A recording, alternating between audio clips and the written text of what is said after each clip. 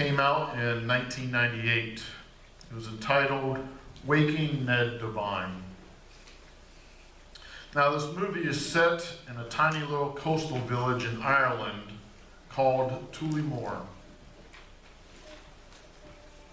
As it turns out, Jackie Shea, who is one of the main characters, is watching the nightly news one evening when he hears that the winning ticket for the National Lottery was purchased by someone in his sleepy little town.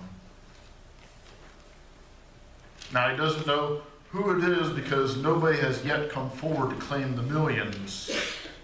And so Jackie devises a plan, and he goes out and he throws a chicken dinner along with several cases of Irish whiskey, and he throws a party the likes that Ireland has never seen before, all in an attempt to woo the lucky winner to share that $10 million with him.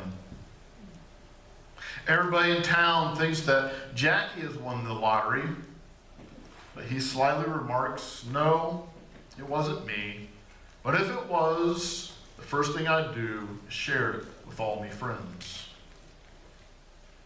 Now, unfortunately, after this party's over and Jackie has spent all of his life savings, he still doesn't know who the lucky winner was.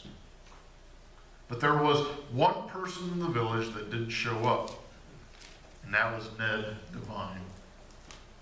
So Jackie O'Shea and his best friend Michael O'Sullivan, they trek up to Ned's cottage and bring him his chicken dinner. They knock on the door, but there's no answer. As it turns out that Ned Devine indeed had the winning ticket in his hand, but the shock of winning all that money caused him to have a heart attack and die. So there they find Ned, still sitting by the television in his chair, a look of utter astonishment on his face, and the winning lottery ticket in his cold hands. Well, Jackie and Michael think it would be a shame for all that money to go unclaimed, so for the rest of the movie, Jackie decides that Michael is going to pose as Ned Devine to claim that $10 million. I think in part, this movie kind of relates to what Jesus is trying to impress on his disciples here. He gives us the lesson that all the money, all the stuff in this world is useless if you don't have any life to enjoy it. Jesus tells his disciples that he's going to Jerusalem to be killed. And Peter turns around and scolds Jesus for saying something like that. And then Peter gets scolded by Jesus. Jesus tells his disciples that it's absolutely essential to his life that he die. And he goes on to explain that if anyone wants to become my follower, they have to deny themselves and take up their cross and follow me. For those who want to save their life will lose it. And those who lose their life for my sake will find it. For what will it profit them if they gain the whole world but lose their life? In other words, what good is all the money in the world, all the fancy cars, all the expensive houses, all the gourmet food, if you're not alive to enjoy it? Now, I think before we go any further, we need to examine that word life as it's used in our text. If you look at the Greek word, the meaning for life has a little bit different meaning than what we think about it in English.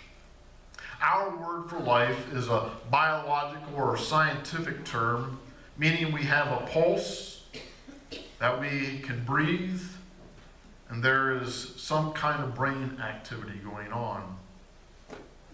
But the Greek word for life used here is psyche. It's not a medical term. It has more to do with who we are and what gets us going other than just a pulse. A better way to think of it might be to call it our innermost self, our soul, our ego, our true being. Now, it seems today as if people have been trying to find satisfaction for their inner self forever. If you go into any bookstore, you'll find that they're full of self-help books. How to have your best life now. How to focus more on your own life, your own desires, your own wishes, and your own dreams. But looking all through the Bible, it tells us the opposite of what the world thinks is important. The Bible doesn't tell us how to improve ourselves outwardly, but how to deny ourselves. The Bible tells us not to focus on ourselves at all, but to focus on Christ. If you want to become my followers, Jesus said, let them deny themselves, take up their cross, and follow me. For those who want to save their life will lose it, and those who lose their life for my sake will find it.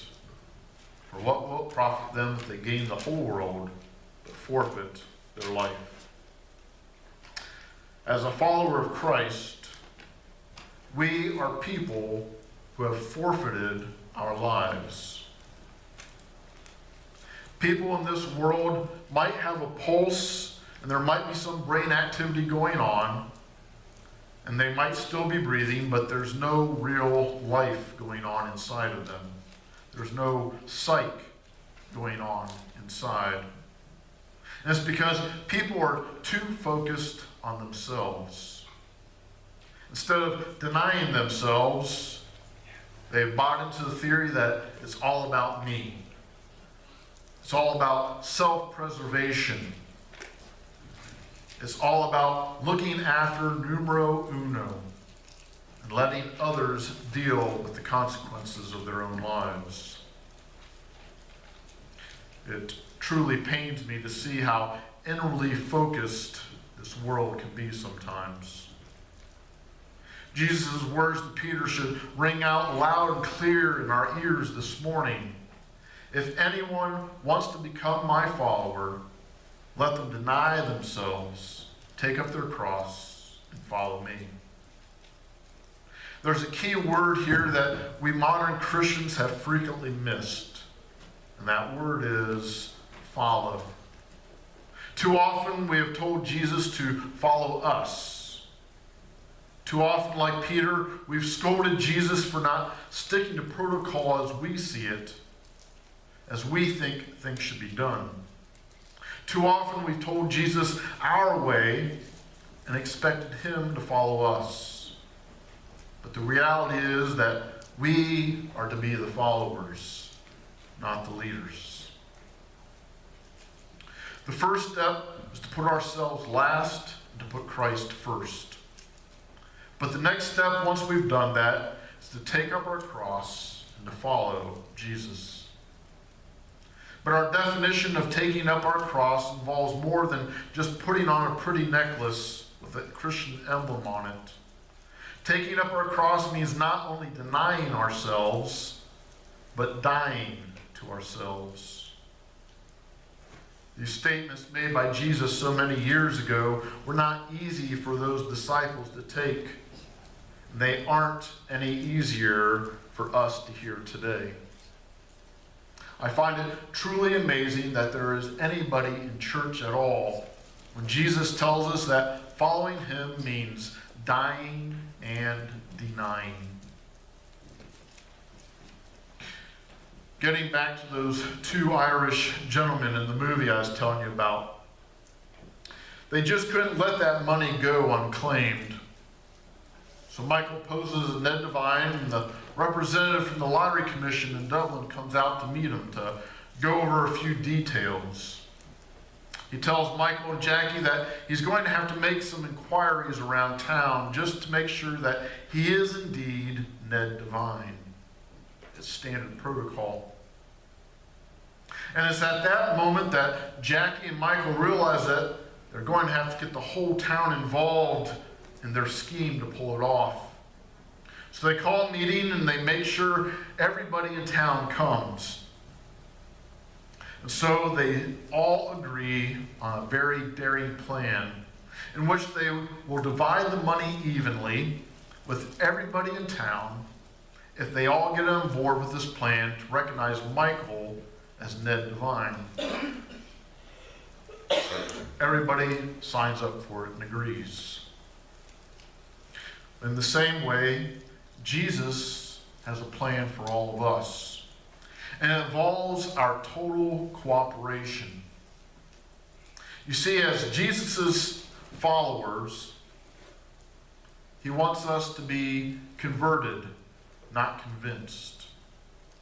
It's easy to be an admirer of Jesus, but it's an entirely different thing to be a follower. You can admire at distance and be relatively unaffected, but followers have their lives turned upside down. Jesus' plan is one that would bring salvation to the entire world. I think it's something that we would all agree is something much better than winning a lottery in any amount. And all of us, as followers of Christ, we need to get on board with Jesus' plan and share his plan of salvation with everyone that we meet. Following the example of Jackie O'Shea, we should have the attitude that with a jackpot so great, our jackpot of everlasting life, that the first thing I do is to share it with all me friends. Amen.